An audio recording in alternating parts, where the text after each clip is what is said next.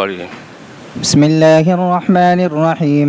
الحمد لله رب العالمين والصلاة والسلام على سيد الأنبياء والمرسلين وعلى آله وصحبه أجمعين. أما بعد، فإن أصدق الحديث كتاب الله، وأحسن الهدي هدي سيدنا ومولانا محمد صلى الله عليه وسلم، وخير الأمور عوادمها، وشر الأمور محدثاتها، وكل محدثة بدعة، وكل بدعة ضلالة، وكل ضلالة في النار. وبالسند المتصل منا إلى الشيخ الإمام الهمام أبي داود سليمان بن الأشعث السجستاني رحمه الله تعالى: اللهم انفعنا وارفعنا بعلومهم وعلومكم أجمعين، آمين يا رب العالمين. أنه قال: باب في الانتضاح.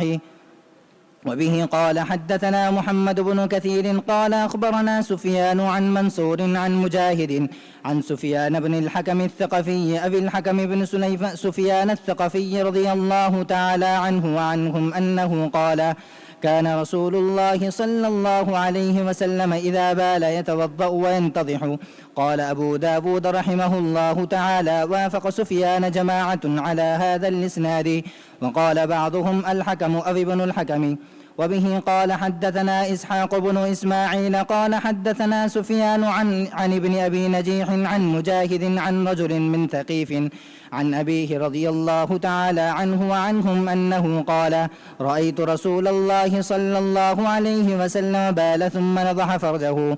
وبه قال: حدثنا نصر بن المهاجر قال: حدثنا معاوية بن عمرو قال: حدثنا زائدة عن منصور عن مجاهد عن الحكم أو ابن الحكم عن أبيه رضي الله تعالى عنه وعنهم أن النبي صلى الله عليه وسلم بال ثم توضأ ونضح فرجه. باب فی الانتضاح.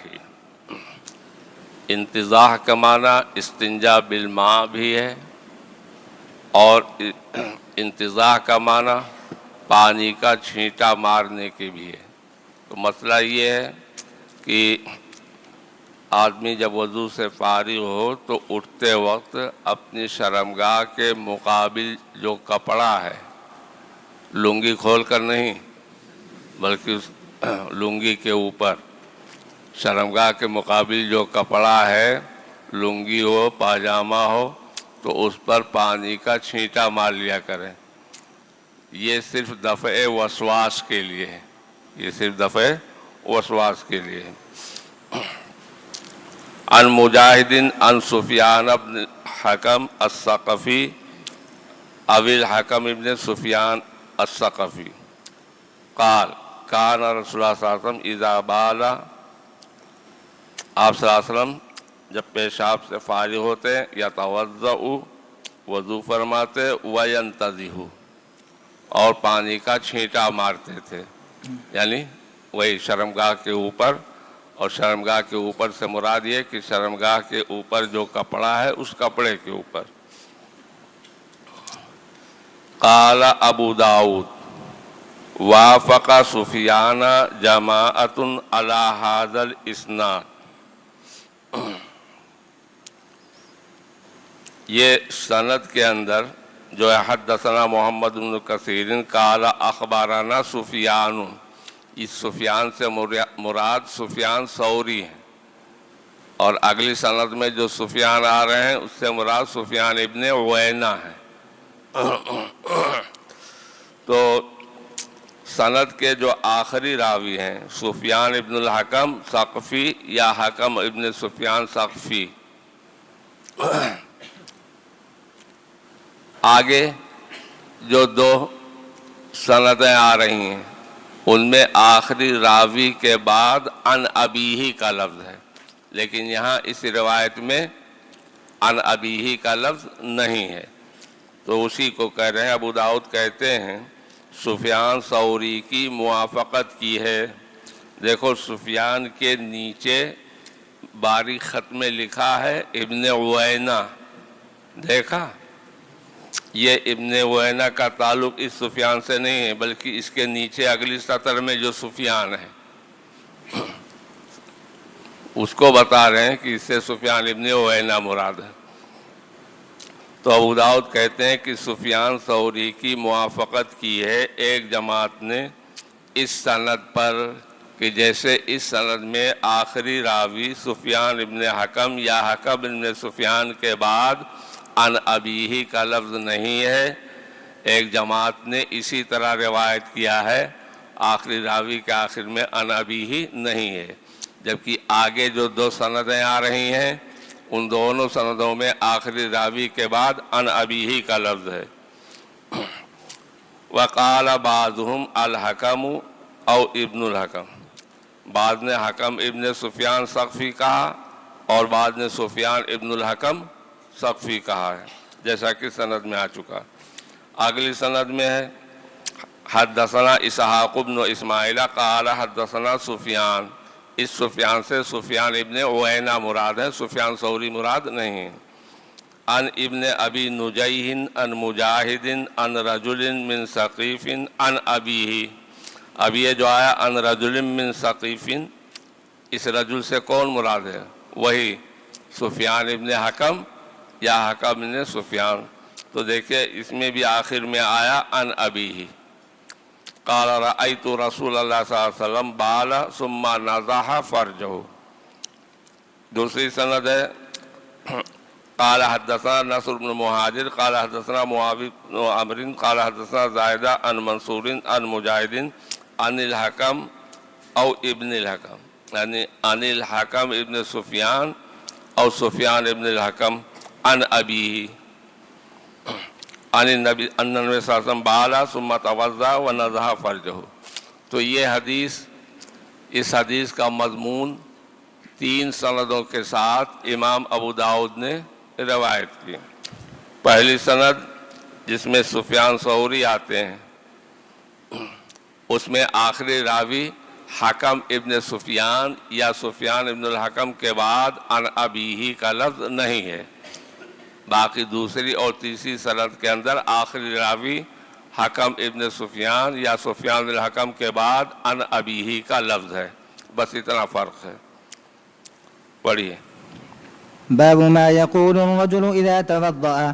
وبه قال حدثنا أحمد بن سعيد الهمداني قال حدثنا ابن وهب قال سمعت معاوية يعني بن صالح يحدث عن أبي عثمان عن جبير بن نفير عن عقبة بن عامر رضي الله تعالى عنه وعنهم أنه قال كنا مع رسول الله صلى الله عليه وسلم خدام أنفسنا نتناوب الرعاية رعاية إبلنا فكانت علي رعاية الإبل فروحتها بالعشي فأدركت رسول الله صلى الله عليه وسلم يخطب الناس فسمعته يقول ما منكم من أحد يتوضأ فيحسن الوضوء ثم يقوم فيركع ركعتين يقبل عليهما بقلبه ووجهه إلا فقد أوجب فقلت بخ بخ ما أجود هذه فقال رجل بين يدي التي قبلها يا عقبة أجود منها فنظرت فإذا هو عمر بن الخطاب رضي الله تعالى عنه قلت ما هي يا أبا حفص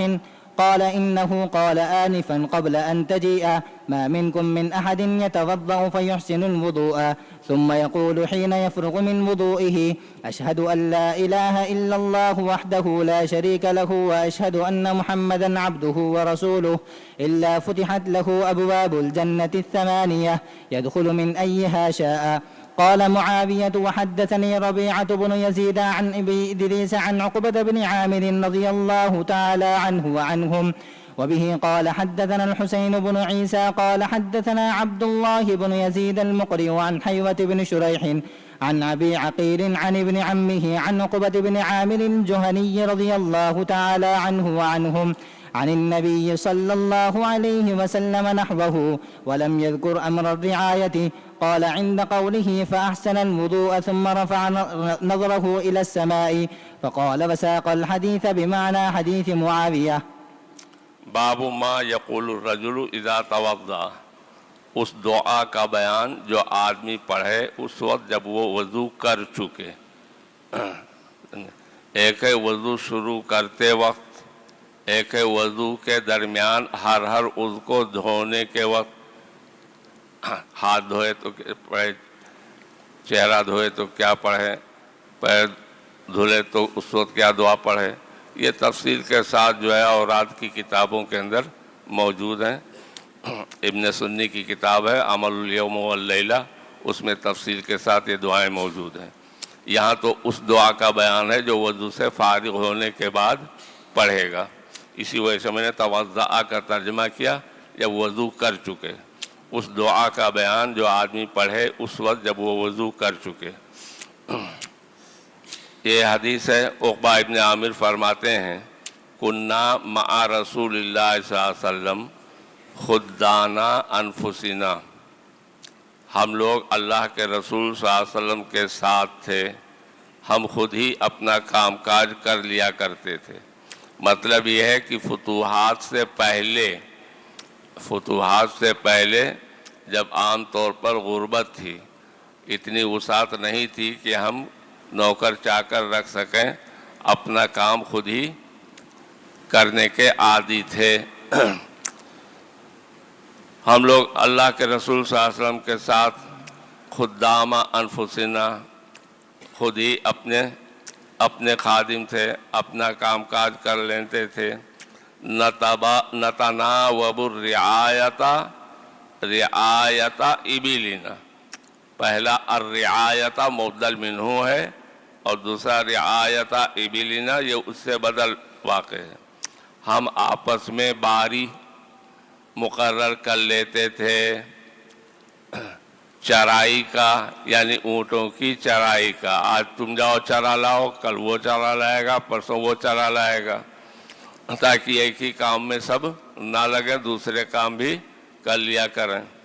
نتناوب الرعایت ابلنا، ہم لوگ اپنی باری مقرر رکھتے تھے چرائی کا، یعنی اونٹوں کو چرانے کا. فکانت علی رعایت الابل، ایک دن اونٹوں کو چرانے کی میری باری تھی، میرے ذمہ تھا اونٹوں کو چرانا.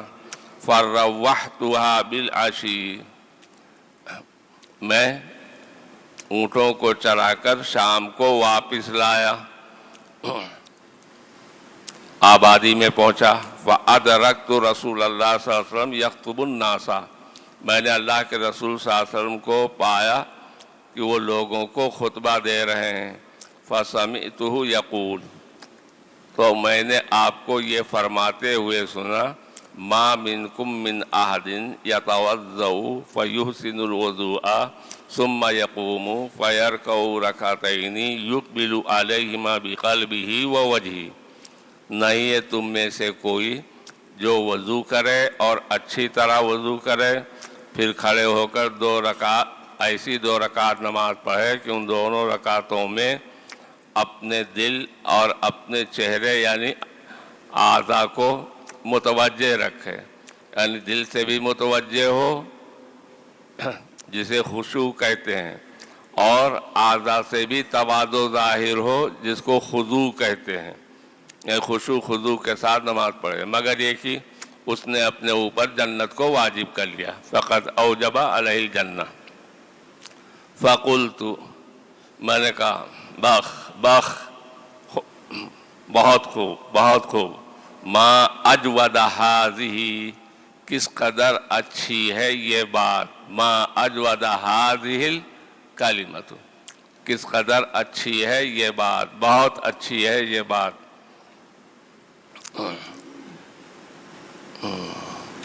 فقال رجل بین یدی، یہاں سانس توڑ دیجئے.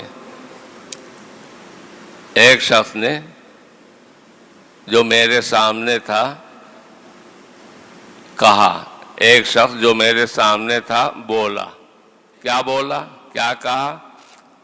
التی قبلہا یا عقبۃ اجود منہا، یعنی الکلمۃ التی قبلہا یا عقبہ اجود منہا، وہ بات جو اس سے پہلے، اس کلمے سے پہلے جو تم نے سنا،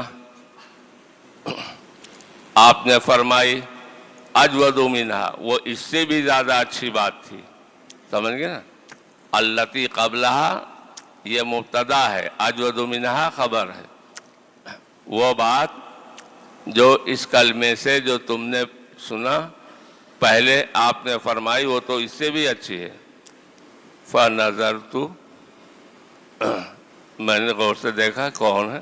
فإذا ہوا عمر الخطاب، تو وہ حضرت عمر ابن خطاب تھے. قلت ما ہی یا ابا حفص، اے ابو حفص کیا ہے وہ کلمہ؟ قال، انہوں نے کہا کہ انہ قال آنفا قبل ان تجیء،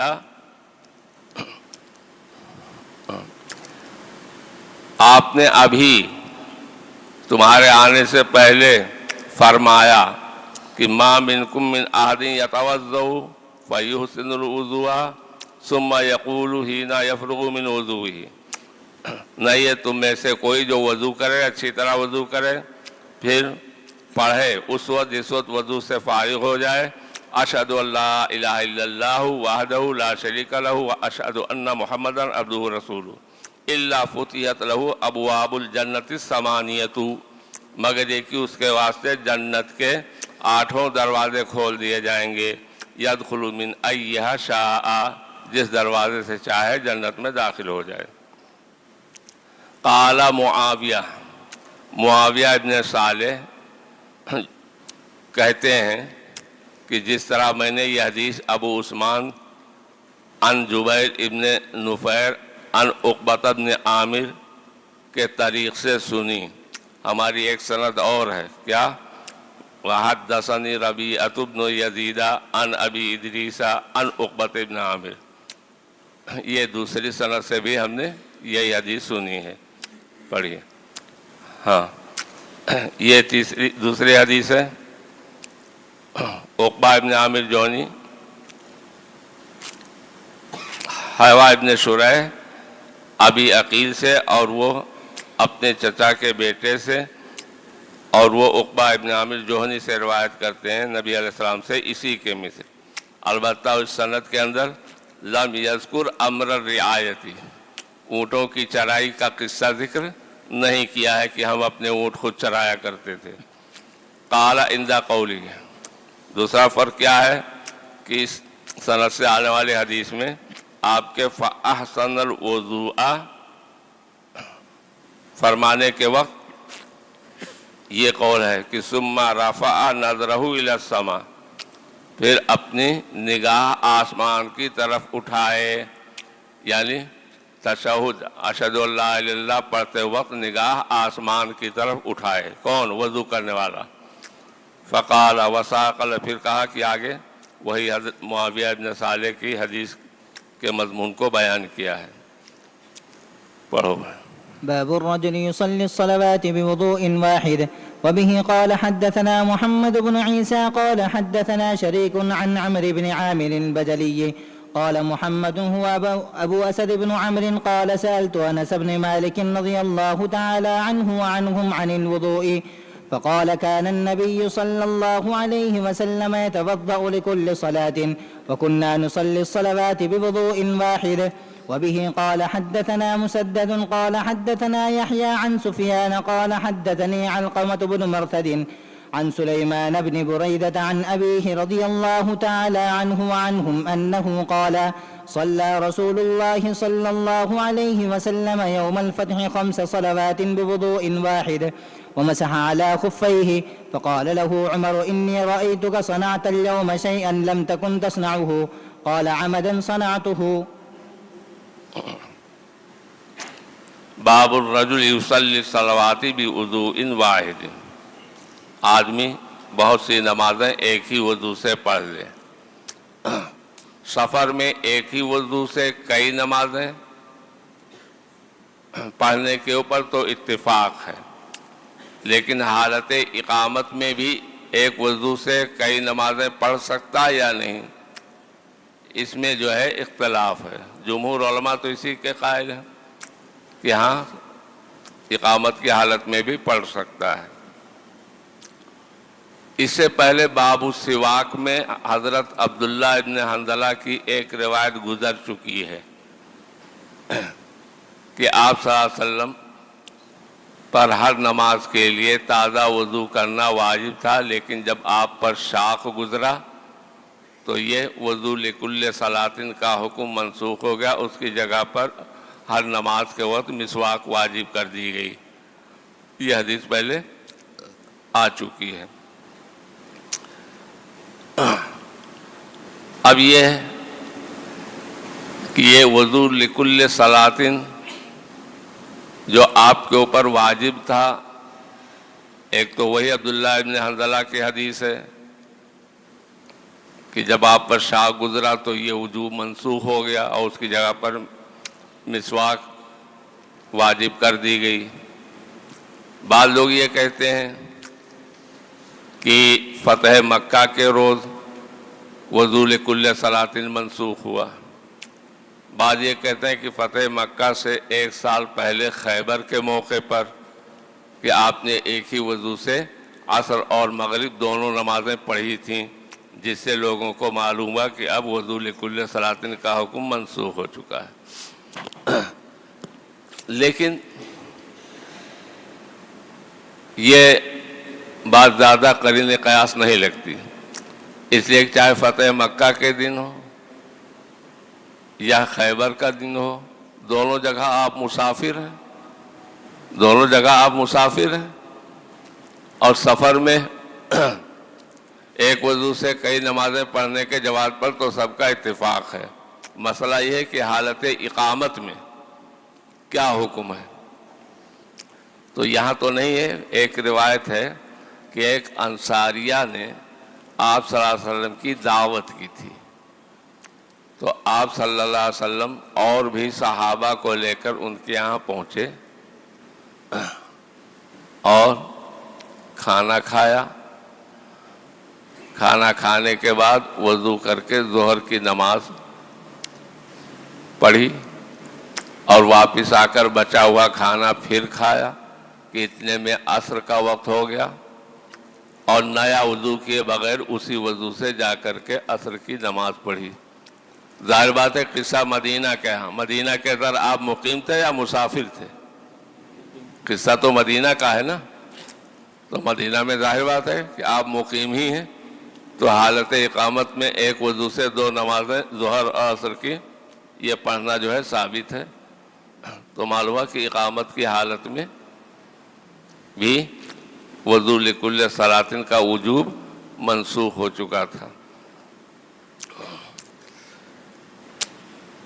یہ حدیث ہے، کہتے ہیں قال حدثنا محمد بن عیسیٰ قال حدثنا شریک عن عمرو بن عامر البجلی قال محمد ہوا ابو اسد بن عمرو قال سألت انس بن مالک عن الوضوء، میں نے انس بن مالک سے وضو کے بارے میں پوچھا۔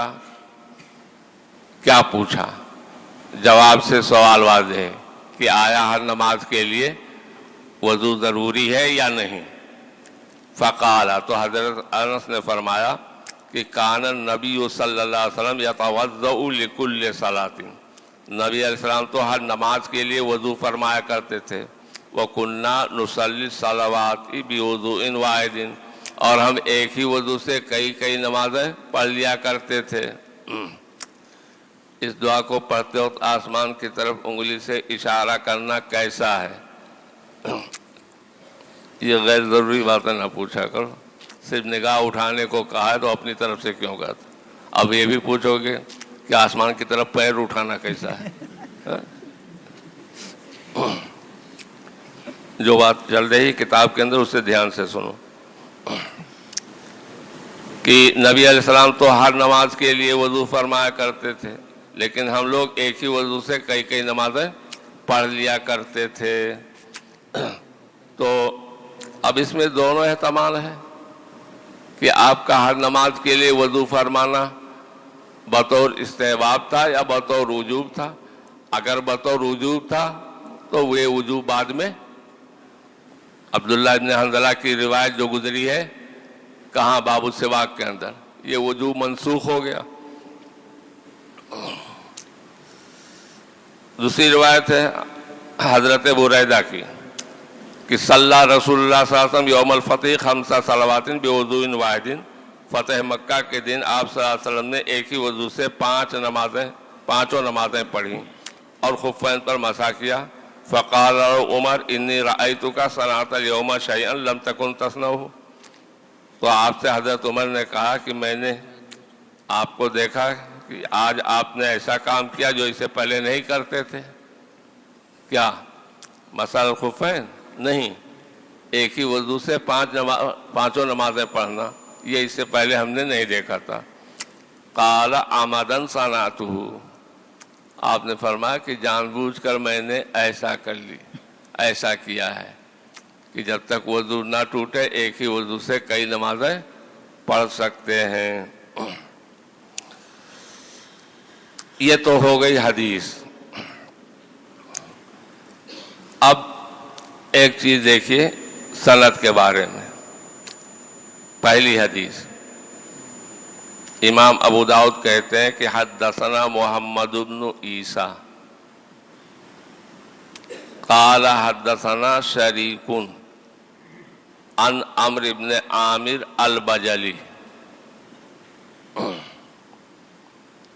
अम्र इब्न आमिर नाम के दो रावी हैं और दोनों कूफी हैं, कूफा के रहने वाले हैं।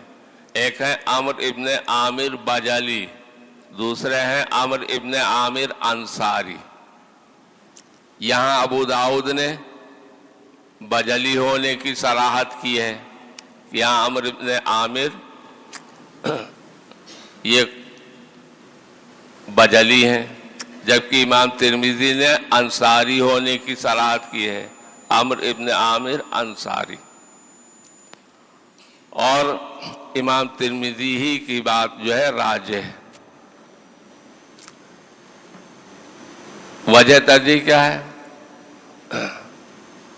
अम्र इब्न आमिर बजली ये सिहाए सित्ता के रावी नहीं है, जबकि अम्र इब्न आमिर अंसारी सिहाए सित्ता के रावियों में से। दूसरी बात यह कि मुहद्दिसीन ने अम्र इब्न आमिर बजली को तबक़े सादिसा के रावियों में शुमार किया है और अम्र इब्न आमिर अंसारी को तबक़े खामिसा में से।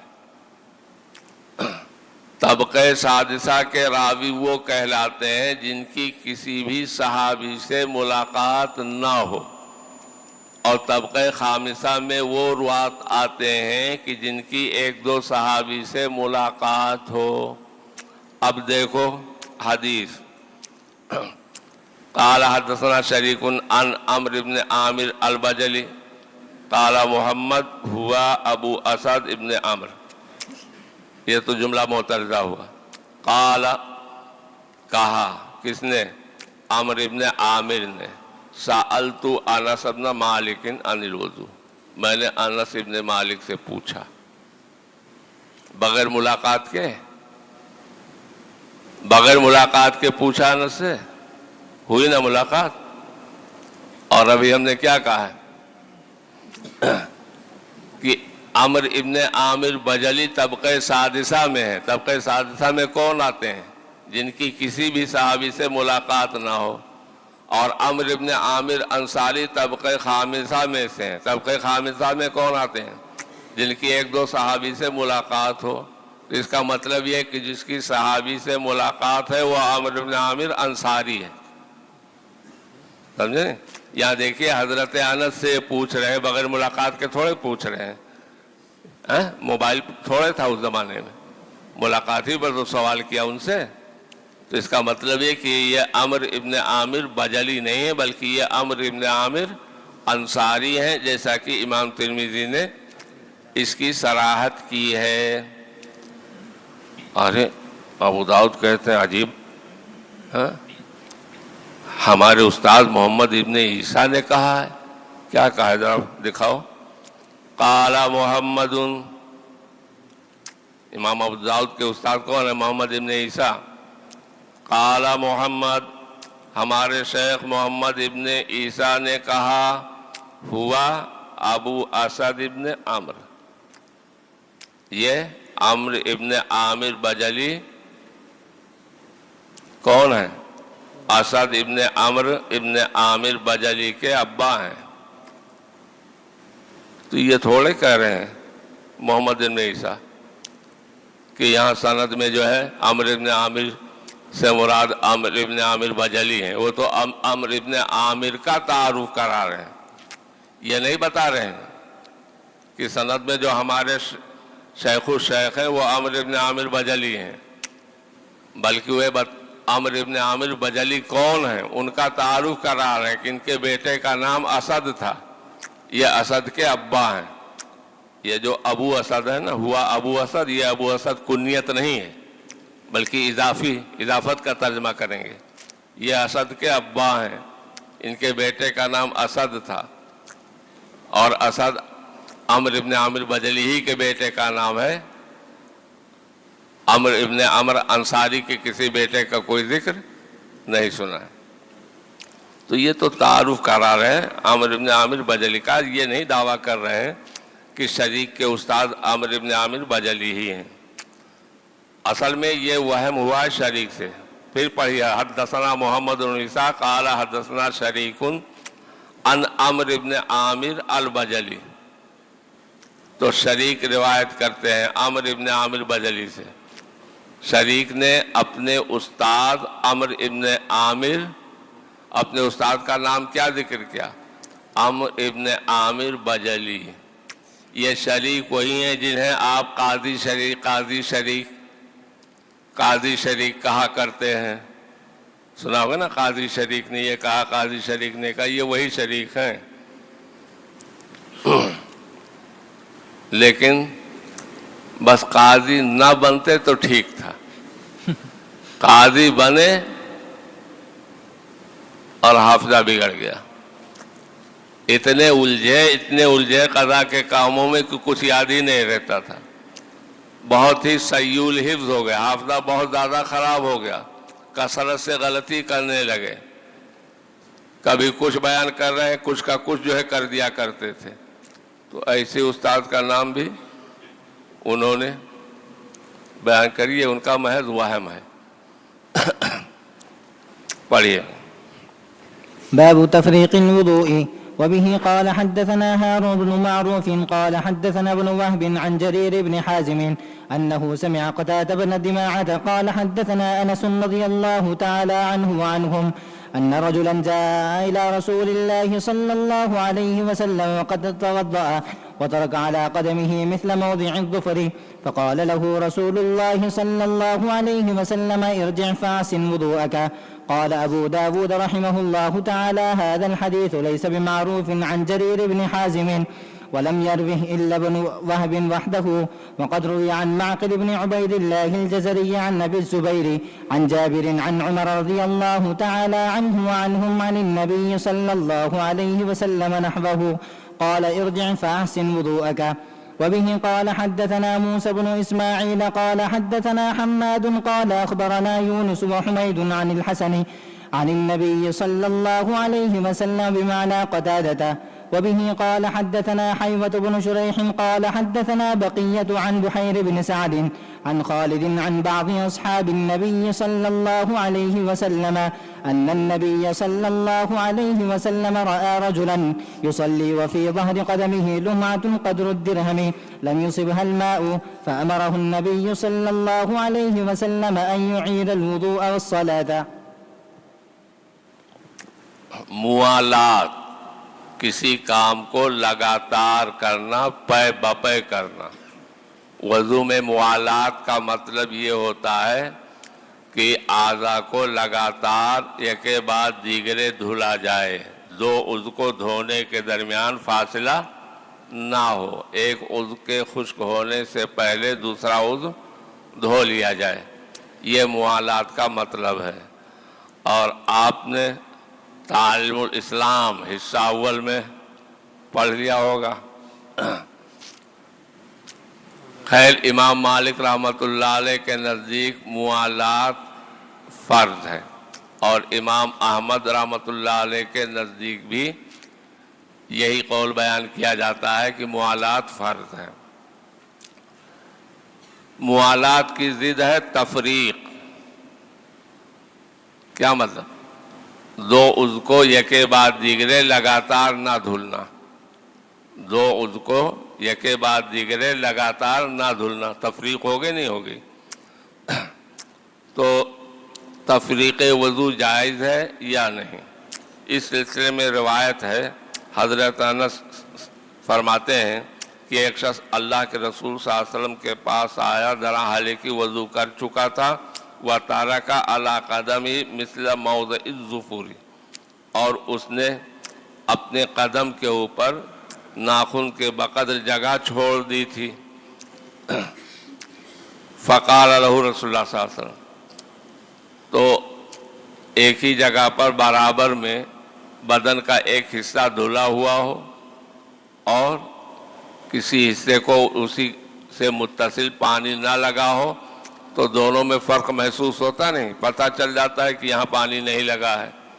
تو وہ ناخن کے بقدر رہ گئی تھی خشکی، تو اس سے اللہ کے رسول صلی اللہ علیہ وسلم فرمایا ارجع فاحسن وضوءک، واپس جاؤ اور اپنا وضو صحیح کرو، اپنا وضو درست کرو.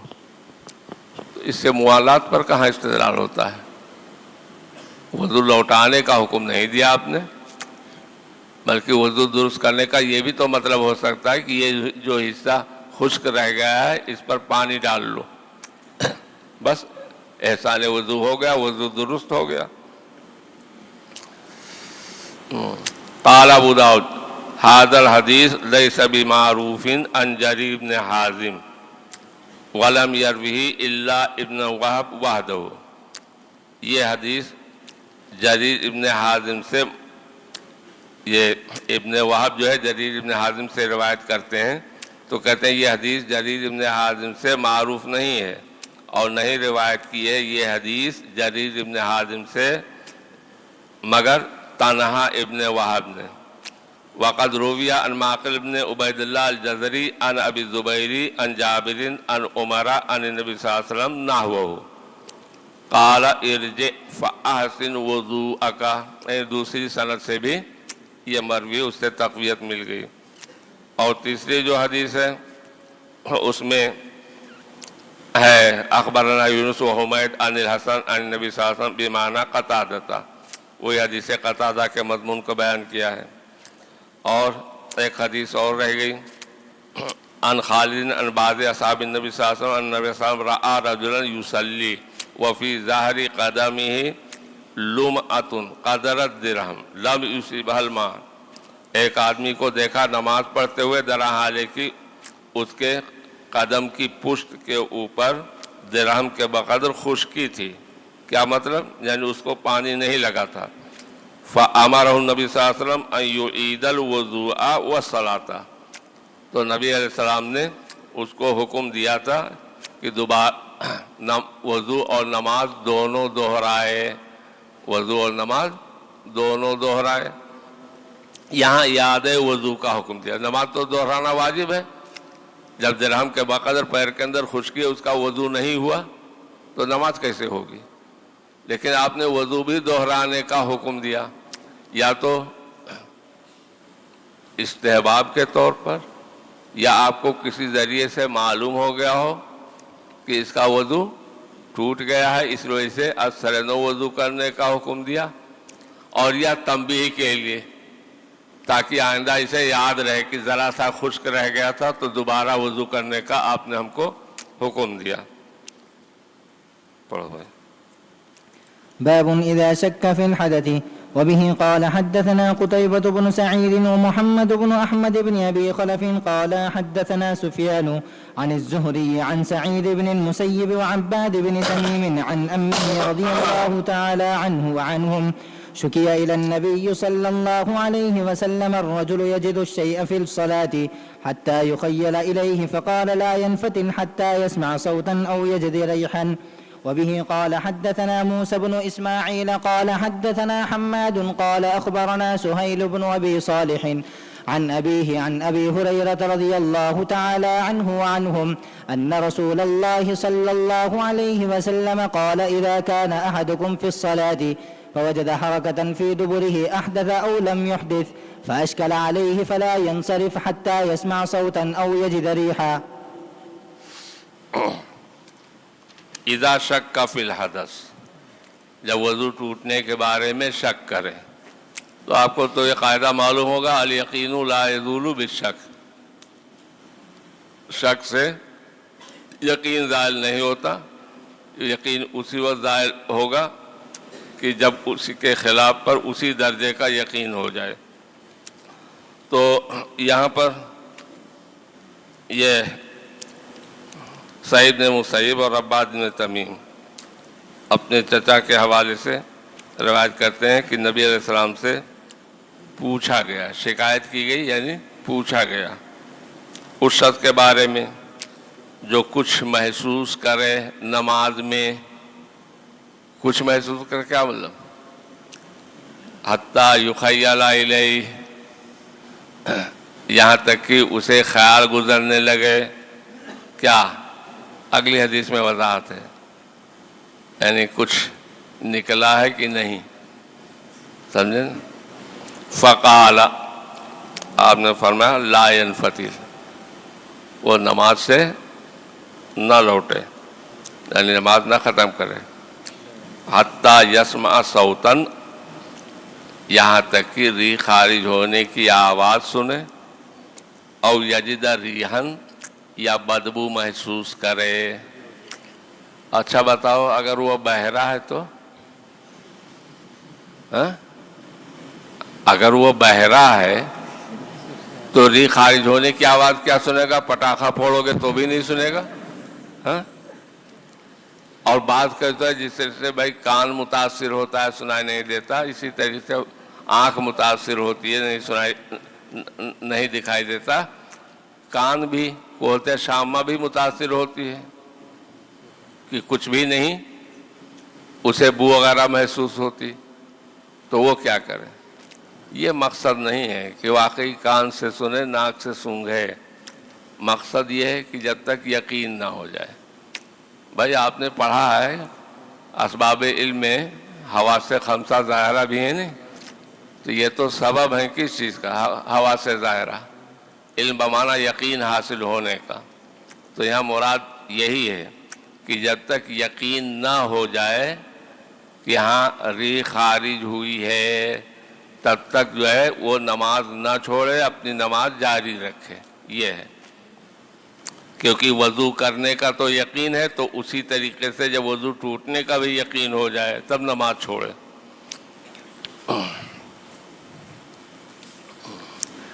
دوسری روایت میں ہے کہ اللہ کے رسول صلی اللہ علیہ وسلم فرمایا اذا کان احدکم فی الصلاۃ، جب تم میں سے کوئی شخص نماز کے اندر ہو، فوجد حرکتا فی دبوری، اپنی پچھلی شرمگاہ کے اندر سرسراہٹ محسوس کرے، سرسراہٹ محسوس کرے.